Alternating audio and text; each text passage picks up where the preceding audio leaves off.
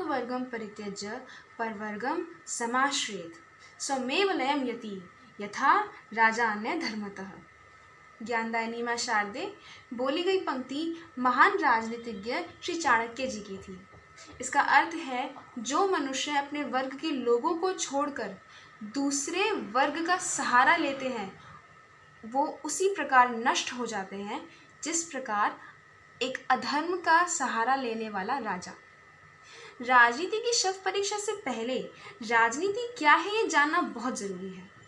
राजनीति दो शब्दों का मेल है, राजनीति, राज अर्थात शासन, नीति अर्थात उचित समय पे उचित कार्य करने की कला, अर्थात नीति विशेष द्वारा शासन या फिर किसी विशेष उद्देश्य की प्राप्ति के लिए किया गया कार्य ही राजनीति है।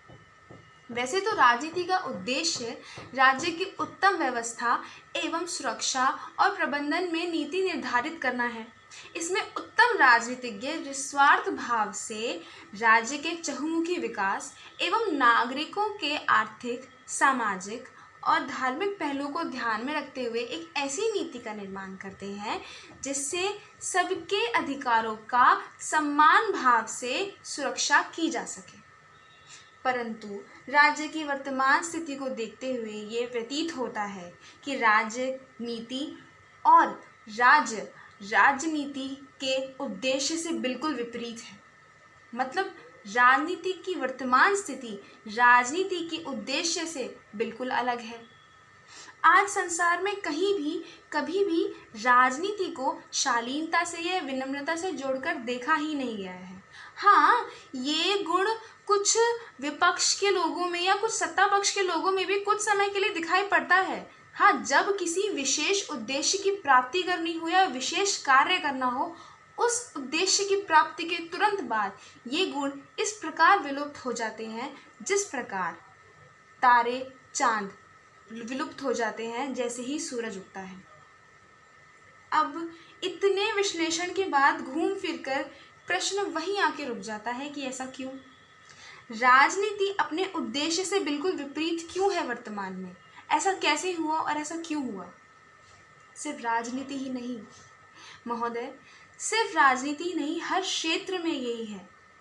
आप चाहे राजनीति देख लो, चाहे आप एक चिकित्सक हैं, आप एक शिक्षक हैं, आप किसी भी क्षेत्र में हैं, जहां आप स्वार्थ ले आए, जहां आपके भाव स्वार्थी हो गए, निस्वार्थ सेवा भाव, जन सेवा से विपरीत आपने खुद के लिए कार्य करने शुरू कर दिए, सिर्फ खुद के लिए करने शुरू कर दिए, निस्वार्थ भाव जन सेवा को कहीं और रखकर अपने स्वार्थ के लिए कार्य करने शुरू कर दिए, वहाँ पे कहीं भी जन सेवा रह नहीं जाती।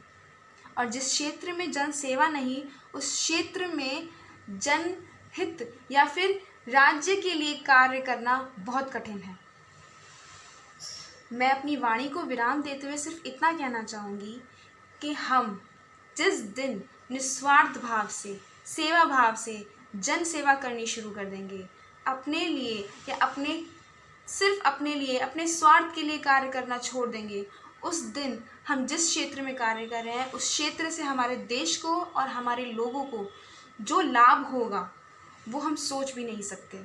हमारे देश के लिए, हमारे आसपास रहने वाले लोगों के लिए जब हम कार्य करने शुरू कर देंगे, उस दिन सिर्फ राजनीति ही नहीं, हर क्षेत्र अव्वल नंबर पे होगा। धन्यवाद।